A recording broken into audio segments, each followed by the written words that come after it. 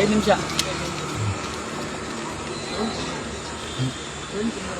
ಜೈ ಭೀಮ್ ಅಂಬೇಡ್ಕರ್ ಚಾಲಕರು ಸಂಘಟನೆ ಕಡೆಯಿಂದ ಶಾಂತಿನಗರ್ ಸೈಯದ್ ನಿಯರ್ 24x7 ಅಂತ. ಯಾವ ಸ್ಟೇಷನ್ ಇದು? ಸಂಖ್ಯಾನಲ್ಲಿ ಪೊಲೀಸ್ ಸ್ಟೇಷನಲ್ಲಿ ಇವತ್ತು ಒಂದು ಘಟನೆ ನಡೀತಿದೆ.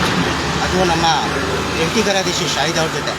ಯಾವ ಥರ ಅಂದರೆ, ಒಂದು ಲೋನ್ ಥರ ಇರಲಿ, ಒಂದು ಫೈನಾನ್ಸ್ ಥರ ಇರಲಿ, ಒಂದು ಚೀಟಿ ವ್ಯವಹಾರದಲ್ಲಿ ಇರಲಿ, ಒಂದು ಬಡ್ಡಿ ಕಾಸಲ್ಲಿ ಇರಲಿ, ಬಡ್ಡಿ ಕೊಡೋರು ಇರಲಿ, ಚೀಟಿ ನಡೆಸೋರು ಇರ್ತಾವ.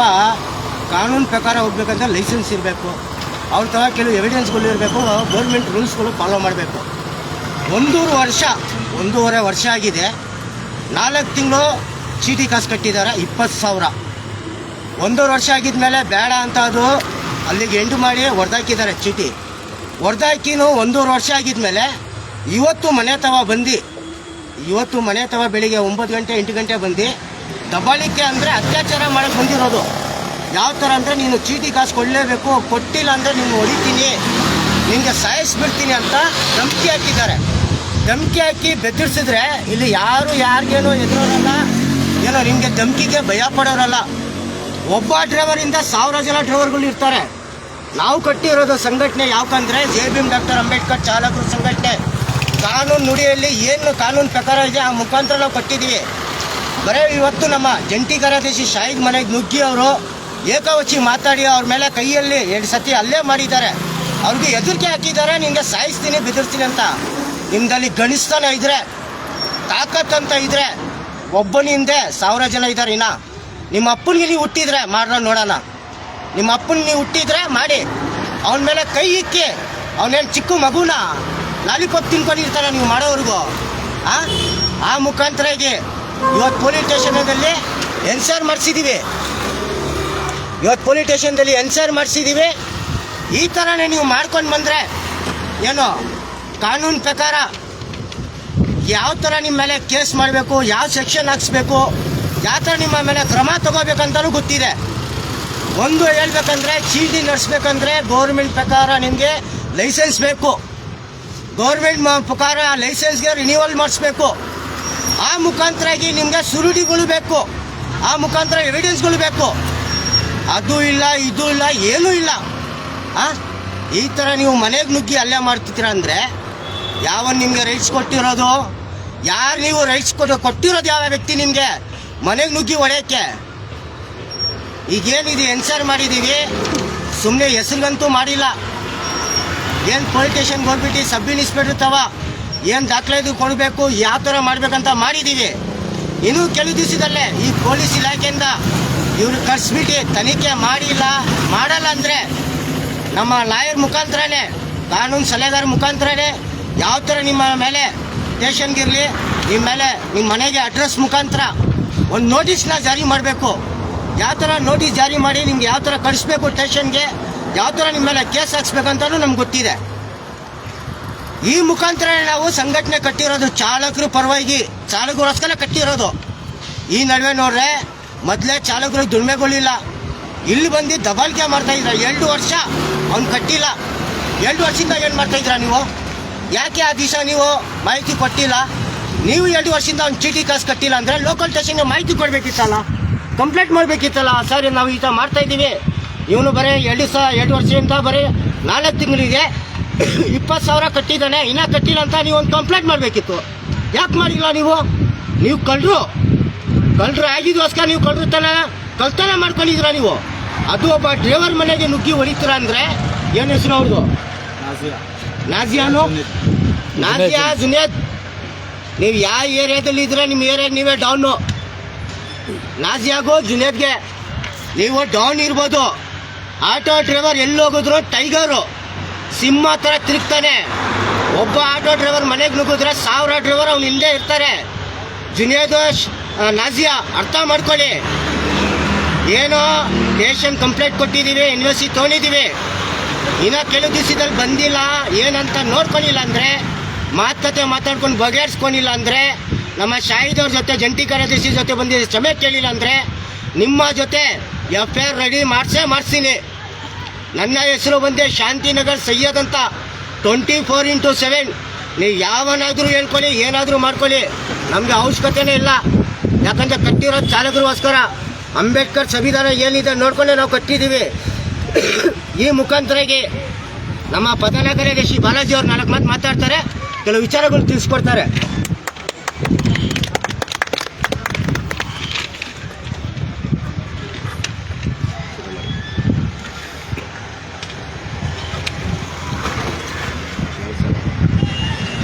ನಮಸ್ಕಾರ. ಜೈ ಭೀಮ್ ಅಂಬೇಡ್ಕರ್ ಚಾಲಕರ ಸಂಘಟನೆಯಿಂದ ಪ್ರಧಾನ ಕಾರ್ಯದರ್ಶಿ ಬಾಲಾಜಿ ಮಾತಾಡ್ತಾ ಇದ್ದೀನಿ.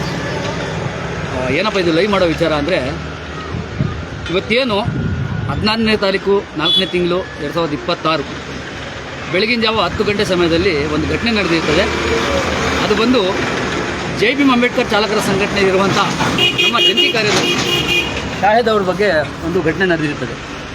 ವಿಚಾರ ಏನಂದರೆ, ಸರಿಸುಮಾರು 10 ಗಂಟೆ ಸಮಯದಲ್ಲಿ ನಮ್ಮ ಶಾಹಿದ್ ಅಣ್ಣವರು ಮನೇಲಿದ್ದಾಗ ಕೆಲವರು ಕಿಡಿಗೇಡಿಗಳು ಅಂತಲೇ ಹೇಳ್ಬೋದು. ಯಾಕಂದರೆ ಯಾರೇ ಇರಲಿ, ಹಣದ ವಿಚಾರ ಇರಲಿ, ಬೇರೆ ಏನೇ ವಿಚಾರ ಇರಲಿ, ಯಾರೂ ಸಹ ಕಾನೂನು ಕೈಗೆ ತಗೊಳ್ಳಂಗಿಲ್ಲ, ಯಾರಿಗೂ ಅವಕಾಶ ಇಲ್ಲ. ಅಂಥದ್ದು ಇವ್ರು ಯಾರೋ ಕಿಡಿಗೇಡಿಗಳು ಇಬ್ಬರು ನುಗ್ಗಿ ಅವ್ರ ಮೇಲೆ ದೌರ್ಜನ್ಯ ಮಾಡಿ ದಬ್ಬಾಳಿಕೆ ಮಾಡ್ತಾರೆ ಅಂದರೆ ಎಷ್ಟರ ಮಟ್ಟಕ್ಕೆ ಸರಿ ಅಂತ ಗೊತ್ತಾಗ್ತಾ ಇಲ್ಲ. ಇದನ್ನು ಯಾಕೆ ಪ್ರಸ್ತಾಪ ಮಾಡ್ತಾ ಇದ್ದೀನಿ ಅಂದರೆ, ಒಂದು ಸಂಘಟನೆಯಲ್ಲಿ ಒಂದು ಒಳ್ಳೆ ಹುದ್ದೆಯಲ್ಲಿರುವಂಥ ವ್ಯಕ್ತಿ, ಇವರು ಸಾಮಾಜಿಕ ಕಳಕಳಿ ಇರುವಂಥ ವ್ಯಕ್ತಿ, ಸಂಘಟನೆಯಲ್ಲಿ ಹಲವಾರು ವರ್ಷಗಳಿಂದ ಚಾಲಕರಿಗೆ ಸೇವೆ ಮಾಡಿಕೊಂಡಿರುವಂಥ ವ್ಯಕ್ತಿ ಇವರು. ಹಗಲು ರಾತ್ರಿ ಅನ್ನೋದೇ ಯಾವುದೇ ಚಾಲಕರಿಗೆ 12 ಗಂಟೆ 1 ಗಂಟೆ ರಾತ್ರಿ ಸಮಯದಲ್ಲಿ ಸಹ ಒಂದು ಅಪ್ಡೇಟ್ ಆಗಲಿ, ಒಂದು ಫೋನ್ ಮುಖಾಂತರ ಏನಾದರೂ ಸಮಸ್ಯೆ ಅಂತ ತಿಳಿಸ್ಕೊಟ್ರೆ ಸಾಕು, ಅಲ್ಲಿಗೆ ಹೋಗ್ಬಿಟ್ಟು ಆ ಸಮಸ್ಯೆ ಏನಿದೆ ಆ ಸಮಸ್ಯೆ ಬಗೆಹರುವವರೆಗೂ ಅವರು ಬರ್ತಾ ಇದ್ದಿಲ್ಲ. ಅಂಥ ವ್ಯಕ್ತಿ ಇವರು. ಇವತ್ತು ಒಬ್ಬ ಸಂಘಟನೆಯಲ್ಲಿ ನಾಯಕರು, ಆ ನಾಯಕರ ಮೇಲೇ ಈ ಥರ ನೀವು ದೌರ್ಜನ್ಯ ದಬ್ಬಾಳಿಕೆ ಮಾಡ್ತೀರಾ ಅಂದರೆ ಸಾಮಾನ್ಯ ಚಾಲಕರ ಪರಿಸ್ಥಿತಿ ಏನು? ಯಾಕಂದರೆ ಇವ್ರಿಗೆ ಕಾನೂನು ಅರಿವಿದೆ, ಕಾನೂನು ಅಂತ ಏನಂತ ಗೊತ್ತಿದೆ. ಇವ್ರ ಮೇಲೇ ನೀವು ಈ ಥರ ದೌರ್ಜನ್ಯ ದಬ್ಬಾಳಿಕೆ ಮಾಡೋದು, ಹಲ್ಲೆ ಮಾಡೋದು ಅಂದರೆ ಸಾಮಾನ್ಯ ಚಾಲಕರು. ನೀವು ಚೀಟಿ ನಡೆಸ್ತಾ ಇದ್ದೀರಲ್ಲ, ಎಷ್ಟು ವರ್ಷದಿಂದ ನಡೆಸ್ತಾ ಇದ್ದೀರಾ? ಇದೆಲ್ಲ ದಾಖಲಾತಿ ನಮ್ಗೆ ಬೇಕು. ಯಾಕೆ ಗೊತ್ತಾ? ಚೀಟಿ ಕಟ್ಟಿಲ್ಲ ಅಂದ್ಬಿಟ್ಟು ನೀವು 1.5 ವರ್ಷದ ಹಿಂದೆ ನಡೆದಿರೋ ಘಟನೆನ 1 ವರ್ಷ ನಂತರ ಬಂದು ನೀವು ಹಣ ಕಟ್ಟಿಲ್ಲ, ದುಡ್ಡು ಕಟ್ಟಿಲ್ಲ, ಕಟ್ಟು ಅಂತ ಹೇಳ್ತಾ ಇದ್ದೀರಲ್ಲ, ನೀವು ಯಾವ ಥರ ಚೀಟಿ ನಡೆಸ್ತಾ ಇದ್ದೀರಾ? ನಿಮ್ಮ ಹತ್ರ ಲೈಸೆನ್ಸ್ ಇದೆಯಾ? ಲೈಸೆನ್ಸ್ ಇಟ್ಕೊಂಡು ಚೀಟಿ ನಡೆಸಬೇಕು. ಒಂದು ವೇಳೆ ನೀವು ಲೈಸೆನ್ಸ್ ಇಟ್ಕೊಂಡು ಸಹ ಕಾನೂನಿನ ರೀತಿಯಲ್ಲಿ ನೀವು ಲೈಸೆನ್ಸ್ ಇಟ್ಕೊಂಡು ಚೀಟಿ ನಡೆಸಿದ್ರು ಸಹ ಅದಕ್ಕೆ ತಗ್ದಂಗೆ ಒಂದು ವೇಳೆ ಯಾರೇ ಚೀಟಿ ತಗೊಳ್ಳಿ, ಯಾರೇ ಚೀಟಿ ಕೂಗಲಿ, ಇಲ್ಲ ಯಾರೇ ದುಡ್ಡು ಎತ್ಕೊಳ್ಳಿ, ಅವರು ಒಂದು ವೇಳೆ ಅಮೌಂಟ್ ಕಟ್ಟಿಲ್ಲ ಅಂದರೆ, ಹಣ ಕೊಟ್ಟಿಲ್ಲ ಅಂದರೆ ನೀವು ಹೋಗ್ಬಿಟ್ಟು ಹತ್ತಿರದ ಸ್ಟೇಷನಲ್ಲಿ ಹೋಗ್ಬಿಟ್ಟು, ಪೊಲೀಸ್ ಠಾಣೆಯಲ್ಲಿ ಹೋಗ್ಬಿಟ್ಟು ಕಂಪ್ಲೇಂಟ್ ಕೊಡಬೇಕು, ದೂರು ಕೊಡಬೇಕು. ದೂರು ಕೊಟ್ಬಿಟ್ಟು ಇಂಥ ವ್ಯಕ್ತಿ ನಾನು ಹಣ ಕೊಟ್ಟಿದ್ದೀನಿ, ಅದು ವಾಪಸ್ ಕೊಟ್ಟಿಲ್ಲ ಅಂದ್ಬಿಟ್ಟು ದೂರು ಕೊಟ್ಟು ಅವ್ರನ್ನ ಕರೆಸಿಬಿಟ್ಟು ಅಲ್ಲಿ ನೀವು ಇದು ಮಾಡಬೇಕು. ಅದು ಬಿಟ್ಬಿಟ್ಟು ಏಕಾಏಕಿ ಮನೆಗೆ ನುಗ್ಗಿ ಹಲ್ಲೆ ಮಾಡೋದು, ದೌರ್ಜನ್ಯ ಮಾಡೋದು, ಏನೋ ನಿನ್ನ ರೋಡಲ್ಲಿ ತಿರುಗಾಡಕ್ಕೆ ಬಿಡಲ್ಲ, ನಿನ್ನ ಸಾಯಿಸಿಬಿಡ್ತೀನಿ ರೀ. ಇವರು ಸಾಮಾನ್ಯ ಚಾಲಕರಲ್ಲ, ಸಾಮಾನ್ಯ ಚಾಲಕರಲ್ಲ. ಇಷ್ಟು ಜನ ಇವತ್ತು ಸೇರಿದ್ದೀವಿ ಅಂದರೆ ಕಾರಣ ಏನು ಗೊತ್ತಾ? ಇವ್ರ ಮೇಲೆ ಇರೋ ಪ್ರೀತಿ, ಇವ್ರ ಮೇಲೆ ಇರೋ ವಿಶ್ವಾಸ, ಇವ್ರು ಕೊಟ್ಟಿರೋ ಸೇವೆ. ಈ ಸೇವೆಗೆ ನಾವು ಇವತ್ತು ಇಷ್ಟು ಜನ ಬಂದಿರೋದು, ಗೊತ್ತಾಯ್ತಾ? ಇನ್ನೇನಾದರೂ ಸರಿನೇ. ಇವಾಗ NCR ಮಾಡಿಸಿದ್ದೀವಿ, ಕಾರಣ ಯಾಕೆ ಗೊತ್ತಾ? ಯಾವುದೇ ಕಾನೂನಲ್ಲಿ ನಾವು ಯಾರಿಗೂ ಇದು ಮಾಡಬಾರ್ದು ಅನ್ನೋ ಉದ್ದೇಶಕ್ಕೆ ಇವಾಗ NCR ಮಾಡಿದ್ದೀವಿ. ಇವಾಗ ಏನಿದೆ ಬಂದು ಸ್ಟೇಷನ್ ಹತ್ರ. ಯಾಕಂದರೆ ಪೊಲೀಸವರು ಸಹ ಫೋನ್ ಮಾಡಿದ್ರೆ ನೀವು ಸುಮಾರು 4 ಅವರ್ ವೆಯ್ಟ್ ಮಾಡಿದ್ದೀವಿ ನಾವು. ಸಂಘಟನೆಯಲ್ಲಿ ಇದ್ಕೊಂಡು ನಾವು 4 ಅವರ್ ವೆಯ್ಟ್ ಮಾಡಿದ್ರು ಸಹ ಪೊಲೀಸರು ಫೋನ್ ಮಾಡಿದ್ರು ಸಹ ಬಂದಿಲ್ಲ ಅಂದರೆ ನಿಮಗೆ ಕಾನೂನಲ್ಲಿ ಯಾವ ಥರ ಗೌರವ ಇದೆ ಅಂತ ನಮ್ಗೆ ಗೊತ್ತಿದೆ. ಖಂಡಿತ ಇವಾಗ ಏನು NCR ಮಾಡಿದ್ದೀವಿ, NCR ಪ್ರಕಾರ ನಾವು ಕಾನೂನು ರೀತಿ ಹೋಗ್ತೀವಿ. ನೀವು ಬಂದು ಸ್ಟೇಷನ್ ಹತ್ರ ಬಂದು ಏನಾಗಿದೆ ಅನ್ನೋದು ವಿವರಣೆ ಕೊಟ್ಟು ನಮ್ಮ ಶಾಹಿದ್ ಅವ್ರಿಗೆ ಕ್ಷಮೆ ಕೇಳಿ ಅವ್ರದ್ದೇನಿದೆಯೋ ಪರಿಹಾರ ಮಾಡಿಕೊಟ್ರೆ ಸರಿ. ಇಲ್ಲ ಅಂದರೆ ಮುಂದಿನ ದಿನಗಳಲ್ಲಿ ಇದನ್ನು FIR ಆಗಿ ಬದಲಾಗುತ್ತೆ. FIR ಆಗಿ ಬದಲಾಗಿದ ನಂತರ ಏನಾಗುತ್ತೆ ಅನ್ನೋದನ್ನು ನಿಮ್ಗೆ ಗೊತ್ತಿರ್ತದೆ. ಯಾವುದೇ ಕಾರಣಕ್ಕೆ ಬೀಳಲ್ಲ ನಾವು. ಯಾಕೆ ಗೊತ್ತಾ? ಒಂದು ಸಂಘಟನೆಯಲ್ಲಿ ಸೇವೆ ಮಾಡ್ಕೊಂಡು ಬಂದಿರೋಂಥ ವ್ಯಕ್ತಿನ ನೀವು ಈ ಥರ ಮಾಡ್ತಾ ಇದ್ದೀರಲ್ಲ, ನಾಳೆ ದಿವಸ ಚಾಲಕರಿಗೆ ಯಾವ ಥರ ಮಾಡ್ತೀರಾ ಅಂತ ಗೊತ್ತಿದೆ. ಖಂಡಿತ ಇದನ್ನು ಇದುವರೆಗೂ ಬಿಡಲ್ಲ. ಇನ್ನೂ ಹೆಚ್ಚಿನ ಚಾಲಕರು ಸೇರಿ ಇವ್ರಿಗೆ ಬೆಂಬಲವಾಗಿ ನಿಂತ್ಕೊಳ್ತೀವಿ. ಯಾಕಂದರೆ ಈ ವ್ಯಕ್ತಿ ಬಂದು ಯಾವತ್ತೂ ಸಹ ಅವ್ರಿಗೋಸ್ಕರ ದುಡ್ದಿರೋಂಥ ವ್ಯಕ್ತಿ ಅಲ್ಲ, ಚಾಲಕರಿಗೋಸ್ಕರ ದುಡ್ದಿರೋಂಥ ವ್ಯಕ್ತಿ. ಅದಕ್ಕೆ ಈ ಪ್ರೀತಿಯಿಂದಾನೆ ನಾವು ಇಷ್ಟು ಜನ ಇವತ್ತು ಸೇರಿರೋದು. ಇವ್ರು ಏನು ನಾಜಿ ಅವರು ಮತ್ತು ಯಾರು ಜುನೈದ್ ಅಂತ ಇವರಿಬ್ಬರು ಏನಿದ್ದಾರೆ, ಬಂದು ಪೊಲೀಸ್ ಠಾಣೆ ಹತ್ರ ಬಂದು ಏನಾಗಿದೆ ಅನ್ನೋ ವಿವರಣೆ ಕೊಟ್ಬಿಟ್ಟು ಸಾಧ್ಯ ಆದರೆ ಅವ್ರು ಕ್ಷಮಾಪಣೆ ಕೇಳಿ ಮುಂದಿನ ದಿನಗಳಲ್ಲಿ ನಿಮ್ಮಿಂದ ಇವ್ರಿಗೆ ಯಾವುದೇ ಥರ ತೊಂದರೆಗಳಾಗಬಾರ್ದು, ಯಾವುದೇ ಥರ ಪ್ರಾಣಹಾನಿ ಆಗಬಾರ್ದು. ಆ ಥರ ನೀವು ಭರವಸೆ ಕೊಟ್ಟು ಲಿಖಿತ ಪೂರ್ವದಲ್ಲಿ, ಬರೀ ಮಾತಲ್ಲೆಲ್ಲ ಲಿಖಿತ ಪೂರ್ವದಲ್ಲಿ ಕೊಟ್ಟರೆ ಅದಕ್ಕೆ ಒಂದು ದಾರಿ ತಗೊಂಡು ಬರ್ತೀವಿ. ಇಲ್ವಾ ಏನು ಮಾಡಬೇಕು ಅನ್ನೋದನ್ನು ನಮ್ಗೆ ಗೊತ್ತಿದೆ. ಯಾಕಂದರೆ ಸಂಘಟನೆ ಸುಮ್ಮನೆ ಕಟ್ಟಿಲ್ಲ ರೀ. ಸುಮ್ಮನೆ ಕಟ್ಕೊಂಡಿಲ್ಲ ಸಂಘಟನೆಗಳು. ಇಂಥ ವ್ಯಕ್ತಿಗಳಿಗೆ ಸಮಸ್ಯೆ ಆದಾಗ ನಿಂತ್ಕೊಳ್ಳೋಕೆ ಕಟ್ಟಿರೋ ಸಂಘಟನೆ. ಇವತ್ತು ಚಾಲಕರಿಗೆ ಸೇವೆ ಮಾಡ್ತಾ ಇರೋದು ನಾವು, ನಮ್ಮ ಈ ಜಂಟಿ ಕಾರ್ಯದರ್ಶಿ ಅವ್ರಿಗೆ ನಾವು ಸೇವೆ ಮಾಡಲ್ಲ, ಬಿಡಲ್ಲ. ಯಾಕೆ ಗೊತ್ತಾ, ಕೆಲವೊಂದು ದಿವಸ ಅವಕಾಶ ಇರ್ತದೆ. ನೀವು ಎಷ್ಟು ಬೇಗ ಬಂದು ಠಾಣೆಗೆ ಬಂದು ಏನು ಸಮಸ್ಯೆ ಆಗಿದೆ, ಯಾವ ಥರ ಆಗಿದೆ ವಿವರಣೆ ಕೊಟ್ಬಿಟ್ಟು ಕ್ಷಮೆ ಕೇಳಿದ್ರೆ ಸರಿ. ಇಲ್ಲ ಅಂದರೆ ಮುಂದಿನ ದಿನಗಳಲ್ಲಿ ನೀವು ಕಾನೂನು ರೀತಿಯಲ್ಲಿ ಹೋರಾಟ ಮಾಡ್ತೀವಿ ನಾವು, ಆವಾಗ ನಿಮ್ಮನ್ನು ಬಿಡೋ ಪ್ರಶ್ನೆ ಇರಲ್ಲ ಅಂತ ಈ ವಿಡಿಯೋ ಮುಖಾಂತರ ತಿಳಿಸ್ತಾ ಇದ್ದೀನಿ. ನಮಸ್ಕಾರ. ಜೈ ಭೀಮ್, ಜೈ ಹಿಂದ್, ಜೈ ಕರ್ನಾಟಕ. ಮತ್ತು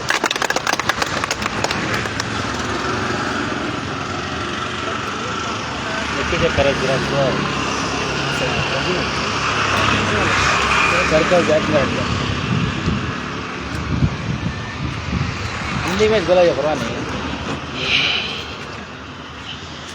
हिंदी में बोला परवाह नहीं. ನಮಸ್ಕಾರ.